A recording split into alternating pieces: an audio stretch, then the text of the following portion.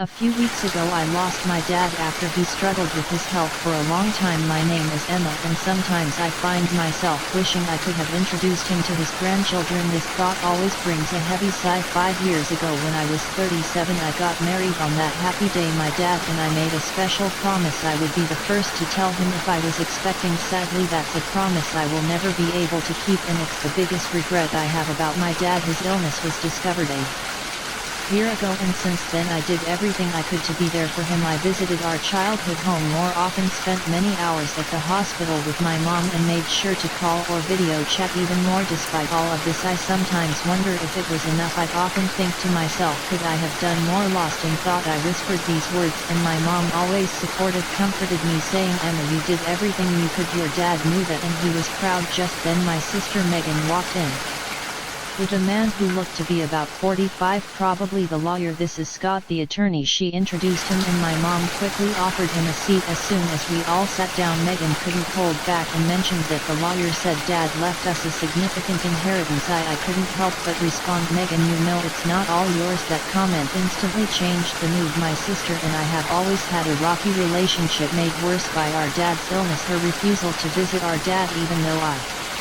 tried to bring them closer didn't help. Her attitude has always been a problem, and it became even more noticeable during these difficult times. Looking back, my words to her might have been too harsh, driven by my worry for our father. However, her response didn't make things better. You're an adult, there's no need to be so stubborn, I pointed out, to which she snapped back, I'm not being stubborn. Living in the city and traveling to the countryside isn't as simple as you think. It's just a 5-hour drive, I responded, but she argued back, saying that those 5 hours aren't just about time, it costs money, and yes, money is important to her. She told me she's busy and asked me to stop bothering her. That ended our conversation. Despite the distance, I always thought she could make an effort to visit now and then. This belief was a big reason why our relationship started to fall apart. In the end, she never visited our father, and the distance between us only grew. The tension in the room increased until the lawyer stepped in and suggested we all take a moment to calm down. I apologized, saying I'm sorry, which seemed to make things a bit better. The lawyer then explained, as I mentioned over the phone, I'm here about your father's will. My mother, looking confused, asked quietly, when was this arranged? The lawyer replied, a few weeks before he passed. Your father reached out to me, he asked you to come to the hospital. My mother asked. The lawyer answered, yes, I drafted the will there with him, and his primary doctor was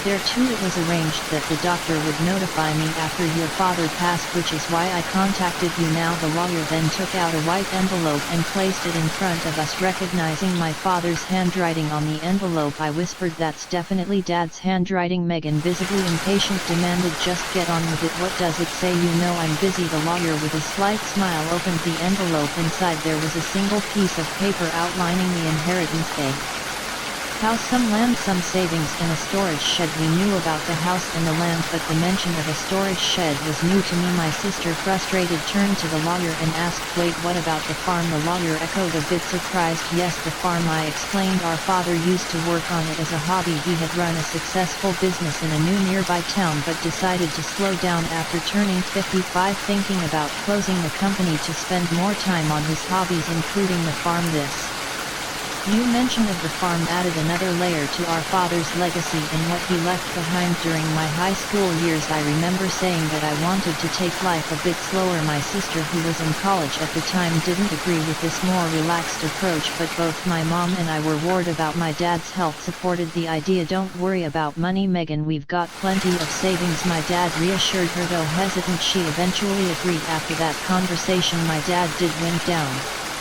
his business and started farming close to our home. There's something fulfilling about working with the land, he would say, his face lighting up with joy. Seeing how happy he was made me feel that we made the right choice. Though Megan seemed less convinced, despite promising to come back home after graduation, Megan chose to build her career near her university and eventually married the CEO of an IT firm she met through her job. That's how things were when my father took up farming until his health started to decline. Megan insisted that the farm be included in the inheritance. At her insistence, the lawyer checked the documents and found that the farm was actually leased land. I had mistakenly thought we owned a large piece of land. Megan seemed disappointed by this discovery, but knowing little about farming ourselves, I felt it might be for the best. The discussion then turned to how the inheritance would be divided. The house and the surrounding land will go to the wife, the lawyer said. Megan smirked, probably thinking about how the remaining assets would be split. The rest, including the savings and the storage shed, should be divided between you three. The lawyer suggested savings. That means cash, right? I'll take that, Megan said, focusing on the money. The total savings amount to approximately $300,000, and this sum is not subject to inheritance tax. The lawyer informed us, I want the $300,000 in cash, Megan declared, feeling like she had won. But this didn't sit well with me, and I spoke up. Hold on, I don't agree. Why should you get all the cash? I protested. Because I'm the eldest, she argued, as if that settled it. Fine, you can have the storage shed. What's that even worth anyway? She added dismissively, turning back to the lawyer for more details. It's the shed next to the farm. Whoever inherits it will own the structure, the land it's on, and anything inside it, the lawyer explained. Suddenly Megan's attitude changed when she heard there was additional land. It struck me as odd that even though she was married to a successful CEO, her desire for more seemed never-ending. As the lawyer explained more about the storage shed, he mentioned it came with a small piece of land, about 90 square feet, roughly the size of a small bedroom. He then laid out some photos of the shed for us to see, showing both the outside and inside. The shed looked quite run down from the outside side, and inside it only had simple gardening tools like hoses, scissors, and shovels, nothing that seemed particularly valuable. My sister made a face of disgust when she saw the photos. I don't want this, she said, looking closely at the images. They really just showed everyday items, more valuable for their memories than for money. Fine, you take the cash. I want nothing to do with that old shed, she said, clearly wanting to distance herself from what she saw as a worthless inheritance. Hold on, that seems unfair, I protested, realizing how uneven the division was. My sister quickly agreed to take the cash, knowing it was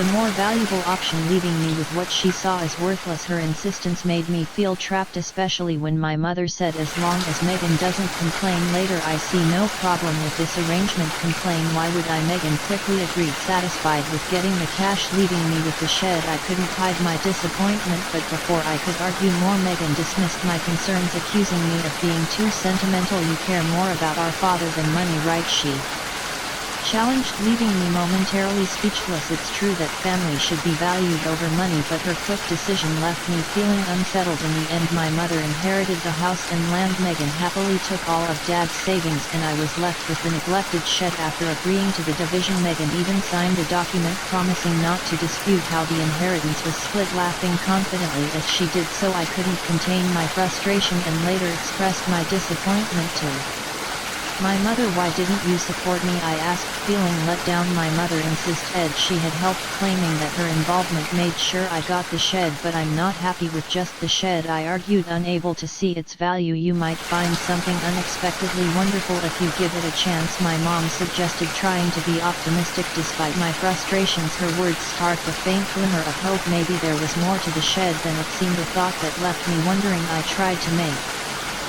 sense of the day's event. After getting the key from the lawyer, I walked to the shed, which was beside a field about 15 minutes away from our house. The path was quiet and rarely used, adding to the peaceful yet somber atmosphere. The field, which my father had leased until he recently went into the hospital, was now empty, giving the place an untouched and solemn feeling. When I unlocked the shed, I was greeted by a thick layer of dust, showing how long it had been neglected. Ed, wow, it's really dusty, I said, noticing the heavy scent of disuse in the air. Even though I felt a bit disappointed at first, I still hoped to find something special of my father's, maybe a keeps a kitten inside. As I looked around the shed, it quickly became clear that it was just a simple space filled with farming tools. These items might have held sentimental value, but they didn't seem particularly special at first glance. I thought to myself, maybe I should just take what's inside for now. As I scanned the dim and cluttered Surroundings. Then I noticed something odd about the shed size. It seemed smaller on the inside than it did from the outside, which puzzled me. Was it a trick of the light, or was my mind playing tricks on me? I stepped outside to get a better look. Still curious about the strange difference, driven by curiosity, I decided to explore the outside of the shed. As I walked around to the back, hidden among a dense group of trees, I found a second door. Wait, another entrance, I gasped.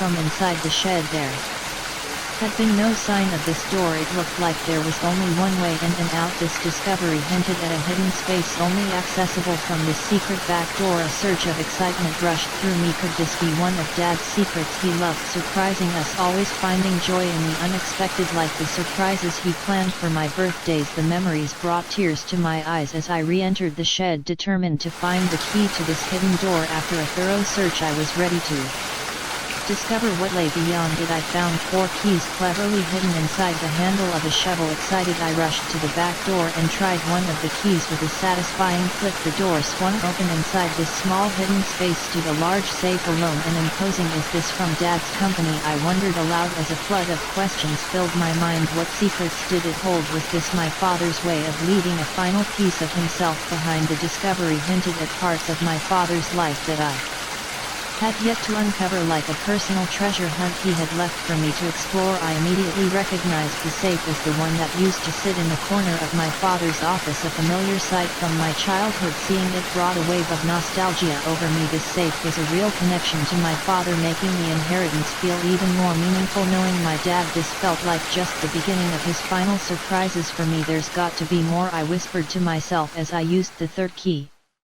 to unlock the safe. The door creaked open, rolling contents that left me completely amazed. An unexpected legacy. Realizing how important this discovery was, I quickly secured the safe and went to tell my mother. Later, with my husband's help, we moved the safe for my parents' home. It occurred to me that these valuable items, likely part of my inheritance, might have tax implications. Wanting to handle this properly, I decided to seek legal advice. Following the lawyer's suggestion, I contacted a certified public accountant (CPA) recommended by a friend to help navigate the possible tax issues. This professional took care of the complicated details, making sure everything was in order. A year passed as we dealt with these matters when unexpectedly my sister showed up at my home. Her visit was surprising, especially considering our strained relationship over the inheritance. I was just in the area, she claimed, but her uneasy behavior and the fact that we lived 20 minutes apart made her visit seem less than casual. Despite our complicated history, I invited her in. After serving coffee, she seemed restless and finally asked, "Did you win the lottery or something?" Her question puzzled me. I never played the lottery and it wasn't the time for my husband's holiday bonus. "What are you getting at?" I asked, trying to understand her point. I finally asked her to clarify her strange accusations. Her mood shifted suddenly to irritation. "Are you making fun of me?" she accused. Her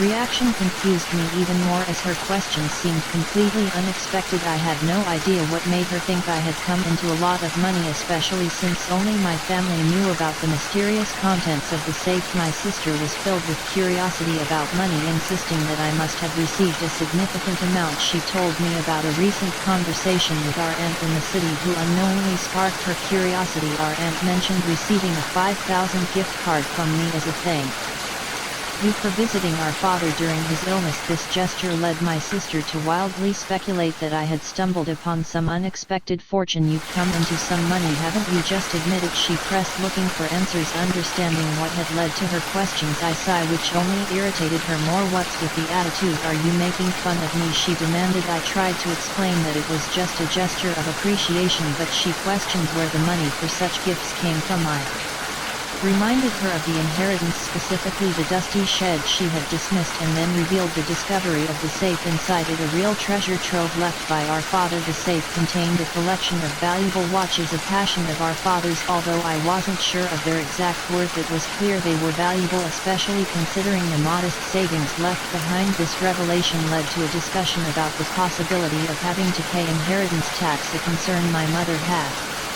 raised when she learned what was inside the safe. "What should I do, Mom?" I asked, seeking her advice. My mother suggested handling everything openly and honestly, reminding me that secrets like these usually come to light eventually. Following her advice, I contacted the lawyer we had previously consulted. The lawyer explained that the value of inherited items determines whether inheritance tax applies. This led me to take the responsible step of accurately declaring the inheritance and ensuring I was complying with all the legal and financial requirements of my newfound wealth. By seeking professional advice, I found out that a certified public accountant (CPA) could help manage the valuation and tax obligations of the inherited watches for me. Trusting the CPA with this task, we discovered that the collection was worth an incredible $500,000 because of their high value. It was clear that inheritance tax needed to be paid. The sensible advice was to keep only the watches that held sentimental value to me and sell the others to someone who could appreciate and afford them. This approach not only made financial sense but also felt right emotionally. From the money made from the sale, I was able to cover the inheritance tax and also send gift cards to relatives who supported us during my father's illness. This is what had sparked my sister's curiosity. Among the keepsakes I chose to keep my father's pocket watch. It wasn't worth much in terms of money, but it was rich in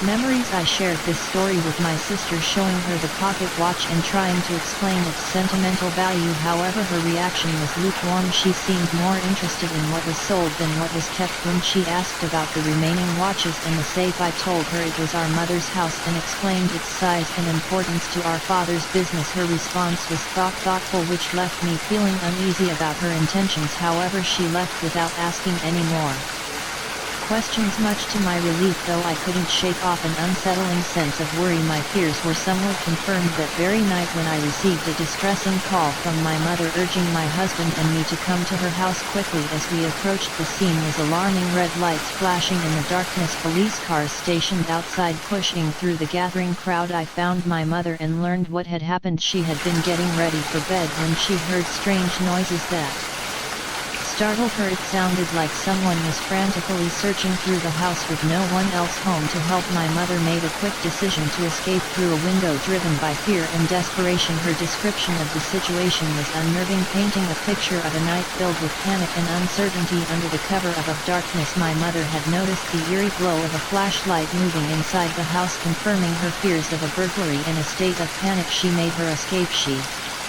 sought help from our neighbor who, after seeing the suspicious activity, quickly called the police, convinced that a burglar was in the house. But the supposed intruder was actually my sister Megan, who had decided to search the safe after hearing about my inheritance earlier that day. When, without knowing her intentions, both my mother and the neighbor were understandably alarmed when the police arrived, the situation escalated. Megan, caught off guard and feeling guilty, tried to flee the scene in a panic. Ironically, as she attempted to escape, she collided with the safe, causing it to tip over and trap her underneath. This accident led to her being rushed to the hospital with complaints of leg pain, leaving us all in disbelief over her less actions. After this chaos, my mother and I found ourselves apologizing to the responding officers for the misunderstanding. I also felt the need to inform Megan's husband about the incident, only to learn from him that Megan had been hiding a significant amount of debt due to her extravagant spending on luxury items. Their recent argument had ended with her storming out, determined to borrow money from our mom to settle her financial troubles. What we didn't know was that she had already used up her inheritance in an attempt to pay off her debt. Megan's husband, already stressed from discovering her financial mismanagement, declared his intention to divorce her after hearing about her latest escapade. This revelation explained Megan's desperate actions that night, which led to a tense scene at the hospital where her husband brought up the subject of divorce. The entire ordeal turned into a dramatic clash, highlighting the serious consequences of Megan's actions and the turmoil they caused in our family. Megan was adamant, insisting, "I'm not getting a divorce, absolutely not." But the reality of her situation became clear when her husband presented the divorce papers. Faced with undeniable evidence of their broken relationship, she had no choice but to sign them now confined to her hospital bed with a mix of shock and resignation. She was flipping through a part-time job magazine, clearly thinking about how to tackle her debt with new employment. While this turn of events was unfortunate, it offered a small glimmer of hope that she might finally take responsibility for her actions. After everything that happened, I made an important decision to move back to my childhood home. The chaos had definitely made me worried about my mother's well-being, but there was also a happier reason behind my choice. I found out I'm expecting. After a lot of discussion, my husband and I agreed that moving back would be the best decision. This way we can have my mother's support as our family grows. Even though I regret that my father couldn't be part of this joyful news, I find comfort in believing he would have shared in our happiness. As I step into this new chapter, the excitement of welcoming a healthy child fills me with peace and hope for the future despite the recent family troubles.